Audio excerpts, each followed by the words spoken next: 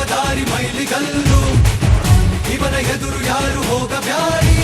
ಹಿಂದೆ ಐತೆ ಸೈನ್ಯವು ಹಸಿದ ಜನಕ್ಕೆ ಇವನು ಅನ್ನದಾತ